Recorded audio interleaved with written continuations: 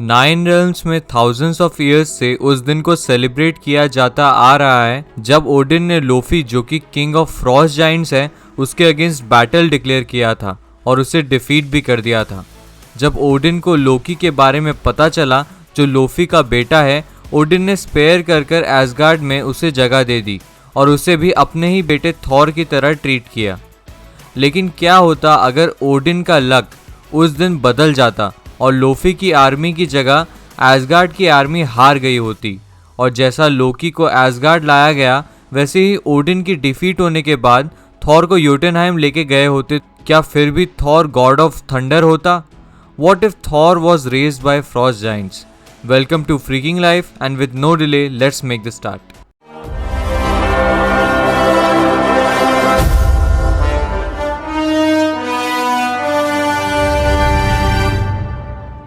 Story का start एक ऐसी थंडरिंग बैटल से होता है जिसकी आवाज हर रेल्म के हर घर तक सुनाई दी थी। एसगार्डियंस को लीड कर रहा था ओडिन, जो कि सबसे पावरफुल वॉरियर है ऑफ एनी एज, और उसके अपोजिट था the fearsome king lofi of the Frost Giants, जो कि हमारे स्टोरी का एंटागनिस्ट है।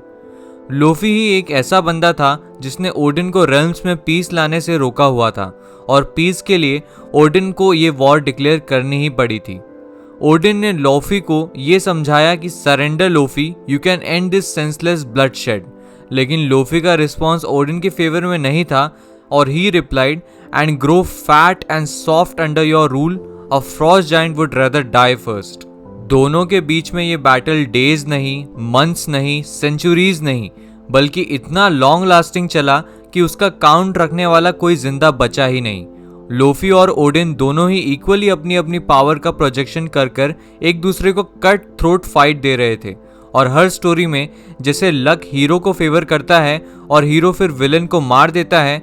आपको क्या लगता है इधर क्या वही होगा? नहीं, ये वो गुड नाइट फेरी टेल नहीं है। यहाँ वो हुआ जो किसी को भी एक्सपेक्टेड नहीं था। लोफी ने फाइनली ओडिन को डिफीट कर दिया। बैटल जीतने के बाद लोफी और उसकी आर्मी एसगार्ड, फ्रेया और ओडिन के एक लौते वारिस थॉर से मिलने गए। वहां जाते ही फ्रेया लोफी को कन्फ्रंट करती है और उसे थॉर के पास आने से रोकती है। लोफी उसे कहता है कि उसका कोई इंटेंशन नहीं है थॉर या फ्रेया को मारने का, और वो ओडिन को इतना हर्ट करना चाहता है कि ओडिन को वैल्हला में भी रेस्ट ना मिले। जिनको नहीं पता, वैल्हला एक ऐसी जगह है जहां पर बैटल में शहीद हुए वॉरियर्स को जगह दी जाती है। लोफी थॉर को अडॉप्ट कर लेता है और उसे अपनी आर्मी के लिए प्रिपेयर कराने का ऑर्डर भी दे देता है। शायद ऐसे ही वो ओडिन को और हर्ट कर सकता है, क्योंकि जब जब ओडिन वैल्हला से अपने ही बेटे थॉर को फ्रॉस्ट जाइंट्स के साथ रेस होते हुए देखेगा, उसे और हर्ट होगा। आगे हम देखते हैं कि थॉर अकेले एक सेल में बैठे बैठे गुस्से में बोल रहा था कि when I get bigger I will bring down all of the Jotunheim, और तभी कोई पीछे से बोलता है, well I won't stop you, it is an awful place. और ये पर्सन लोकी था। जब थॉर उसे उसके आइडेंटिटी पर क्वेश्चन करता है तो लोकी बोलता है कि वो लोफी का बेटा है, लेकिन लोफी खुद ये एडमिट करने में इंसल्टिंग फील करता है। लोकी थॉर को अपना फर कोट दे देता है और कहता है, I hear you are to be a future prince of Jotunheim, no one should see you shivering. Thor उससे पूछता है कि तुम मेरे साथ इतना अच्छा बिहेव क्यों कर रहे हो? लोकी कहता है कि यहाँ मुझे सब हेट करते हैं, और क्योंकि तुम नए हो तो शायद तुम मुझे पसंद करने लगो। थॉर ये सुनकर बोलता है कि वो सबको मार देगा एक्सेप्ट लोकी, क्योंकि वो उसे लाइक करने लगा था। फर्दर लोकी उसे अपना लॉकेट देता है as a sign of brotherhood, और कहता है कि it may remind you that you are not alone. और इन दोनों की दोस्ती हो जाती है, और ऐसे ही कुछ दिन निकल जाते हैं। ईयर्स लेटर अब लोकी और थॉर टीनेजर्स से मेन बन चुके थे, और ऐसे ही एक दिन एक मॉन्स्टर से फाइट कर रहे थे। इस फाइट को लोफी और उसके दूसरे आर्मी मेंबर्स भी क्लोजली ऑब्जर्व कर रहे थे। फाइट के मिड में लोकी थॉर को और लोफी को कहता है कि उसके पास एक अलग अप्रोच है इस बीस्ट को मारने के लिए, और वो अपनी इल्यूजन टेक्निक से ऐसा कर सकता है। लेकिन जब वो ऐसा करता है तब वो मॉन्स्टर इसे डिटेक्ट कर लेता है और लोकी पर अटैक करने ही वाला होता है कि थॉर अपनी थंडर और बाकी एबिलिटीज से मॉन्स्टर को मार देता है। ये सब देखकर लोफी थॉर को बोलता है कि तुम्हें लोकी को मर जाने देना चाहिए था, लेकिन तुम बहुत ही करेजियस हो और एक दिन तुम जरूर आइस क्रशर को वील्ड करोगे, एक हैमर जो कि सिर्फ वर्दी फ्यूचर किंग को ही मिलता है। और ये hammer king to prince hundreds of generation से दिया जा रहा है। ये सब होने के बाद लोफी लोकी को एक डंजन में छोड़ देता है और वहां लोकी को सरप्राइजिंगली थॉर की मम्मी फ्रेया मिलती है, जो कि खुद इनप्रिजन्ड थी इतने सालों से। शॉकिंगली फ्रेया को ये मालूम नहीं था कि थॉर अभी भी जिंदा है और लोकी उसे ये बताता भी नहीं है। अगेन दोनों को एक ही डंजन में एक साथ कुछ साल सफर करना पड़ता है। इन सालों में वो दोनों काफी क्लोज हो जाते हैं और फ्रेया तो लोकी को ये तक बोलती है कि अगर ओडिन उस दिन बैटल जीत गया होता तो आज लोकी तुम हमारे साथ एसगार्ड में रेज होते। और तभी सरप्राइजिंगली लोकी किसी तरह सोर्सरी का यूज कर सेल से फ्री हो जाता है और फ्रेया से प्रॉमिस लेता है कि अगर वो लोग वहां से सेफली निकल पाए तो वो उसे एसगार्ड लेकर जाएगी।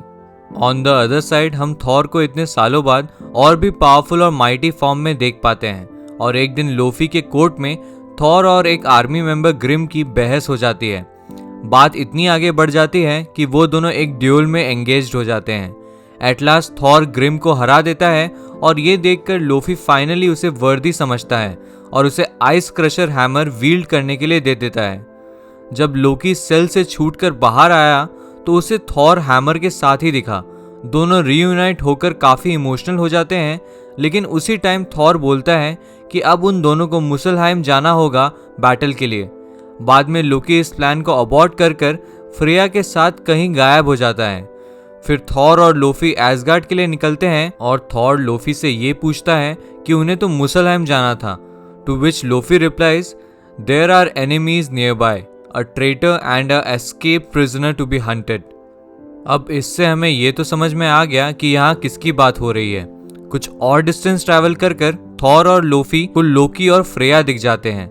फ्रेया और लोकी बाइफ्रॉस्ट को वापस से रिजरेक्ट कर रहे होते हैं ताकि वो कहीं और भाग सकें, लेकिन वो होने से पहले ही लोफी उन्हें पकड़ लेता है और लोफी दोनों ही एक दूसरे से लड़ ही रहे होते हैं कि लोकी वो कर दिखा देता है जो कि खुद ओडिन भी नहीं कर पाया था। लोकी लोफी को मार देता है क्योंकि थॉर लोफी को इतने सालों से अपना फादर मानने में मजबूर था। वो ये देखकर लोकी पर अटैक कर देता है, लेकिन फ्रेया बीच में आकर वो अटैक अपने ऊपर ले लेती है और उसकी उधर ही डेथ हो जाती है। लोकी और थॉर दोनों ही शॉक में थे और शॉक के साथ साथ रेज में आकर दोनों एक दूसरे से लड़ते हैं। At the end Loki Bifrost को किसी तरह रेजरेक्ट कर वहां से चला जाता है और इसी कॉमिक के एंड में हमें यह भी पता चलता है कि इस पूरे इवेंट में जो पर्सन ये स्टोरी नरेट कर रहा है वो खुद लोकी ही है।